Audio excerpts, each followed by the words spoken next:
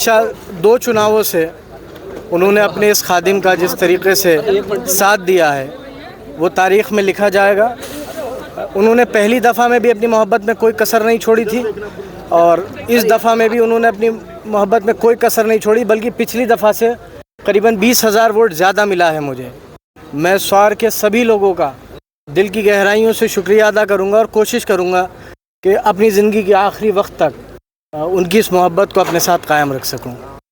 अच्छा, आपके सामने नवाब परिवार दोनों सीटों पर था, चर्चा हुई थी, आपने कहा था बाप बाप से हारेगा, बेटा बेटे से हारेगा। अब इन बातों का कोई मतलब नहीं है। मेरे ख्याल से उनके भी अरमान पूरे हो गए होंगे और छोड़िए, चुनाव की बातें हैं। चुनाव ख़त्म हो गया। वैचारिक मतभेद हो सकते हैं, किसी से दुश्मनी नहीं हो सकती, वो अलग बात, हमसे कोई दुश्मनी रखे, लेकिन एक वैचारिक मतभेद था। चुनाव का नतीजा आ गया, सब लोग लड़ते हैं, एक जीतता है बाकी हारते हैं। जो हारे उन्हें अपनी हार स्वीकारनी चाहिए, जो जीते उन्हें जीत की खुशी मनानी चाहिए। अब कोई मतलब नहीं इस बात। रामपुर की 5 सीटें और थीं, उन पर क्या कहना चाहेंगे? देखिए, एक बिलासपुर की सीट पर जो हुआ उस पर हम देखेंगे क्या कर सकते हैं, सोच सकते हैं।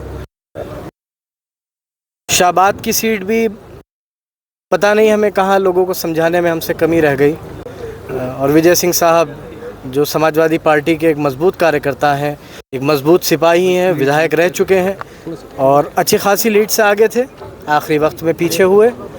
देखेंगे कहाँ कमी रह गई, उसको पूरा करने की कोशिश करेंगे।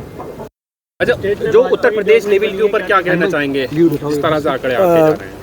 देखिए, लोगों का फैसला है और सब ने जो जनता ने जो फैसला किया है सबको उसको स्वीकार करना चाहिए। हमसे कहाँ कमी रह गई उसको देखेंगे और जो भी हादसे 2-3 दिन में हुए, चाहे वो बनारस में हुआ या और जगहों पर भी हुआ, वो भी एक थोड़ा सोच का विषय है। आपके वालिद साहब सीतापुर जेल से चुनाव लड़ रहे थे, पहला ऐसा चुनाव था, लेकिन जिस तरह से रिजल्ट आ रहे हैं उस पर क्या कहना? देखिए, मैंने कहा था कि आज रामपुर मेरा परिवार है। रामपुर से मतलब रामपुर हो, स्वार हो, चमरौआ हो, बिलासपुर हो, शाबाद हो, और हम अपने परिवार में इलेक्शन लड़ रहे थे। और जब परिवार में कोई चुनाव लड़ता है तो उसके नतीजे ऐसे ही आते हैं, उसके नतीजे ऐसे आते हैं। और जहाँ तक अभी तक मेरे पास जानकारी है, शायद आज़म साहब को छोड़कर बाकी किसी प्रत्याशी की ज़मानत नहीं बच रही है। जनता अपना फैसला दे चुकी है।